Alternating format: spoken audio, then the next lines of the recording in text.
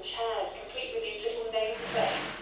And then all the ministers got their scuba gear on and had a meeting about carbon emissions, communicating on whiteboards and hand signals. It's a great PR stunt. Yeah, this was part of a wider campaign from a group of low-lying countries called the Association of Small Island States. They were freaked out about what temperature rises beyond 1.5 degrees would mean for them. Because until then, the received wisdom was that the world could live with a rise of 2 degrees.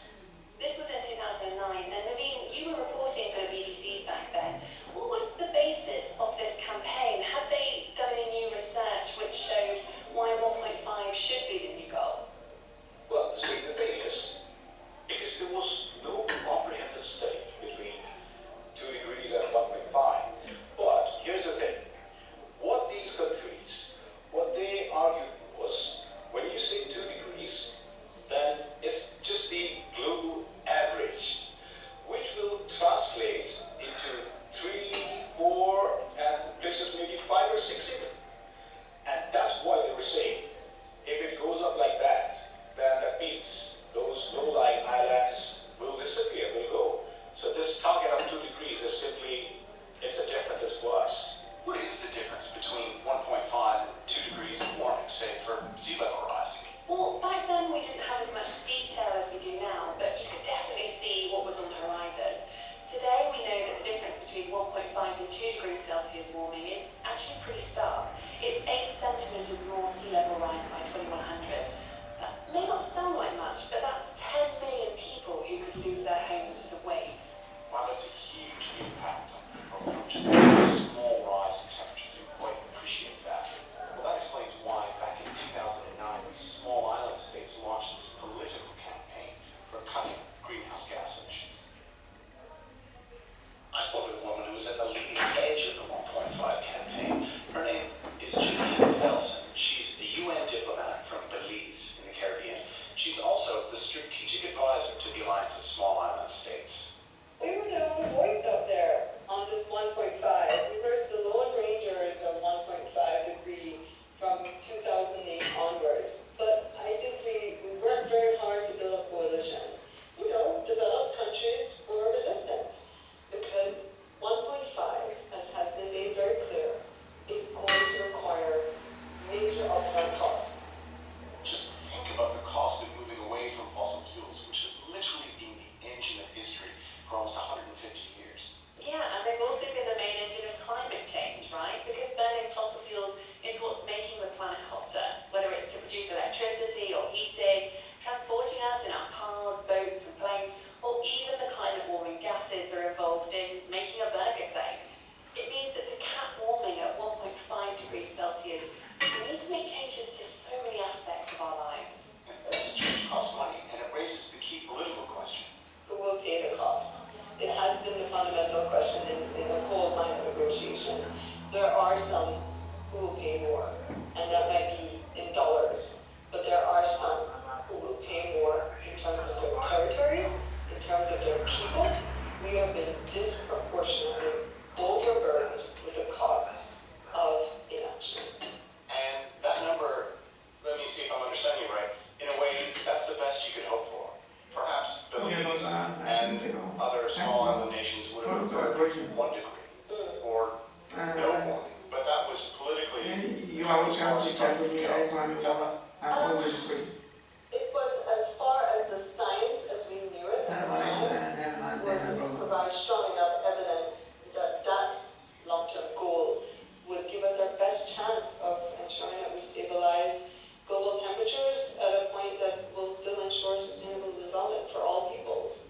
So they had that data about the effects of 1.5. How did they get the world to pay attention? Well, they went on the diplomatic offensive. They went to something called COP, which, Naveen, you need to spell out for people because you're a veteran of these things. Okay, COP. So it stands for Conference of Parties. Now, it sounds weird, I know. Catchy. Parties. Did somebody say parties?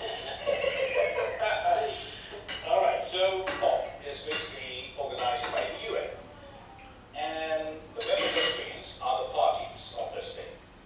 So all of these countries, they get together every year to find a way to reduce global greenhouse gas emissions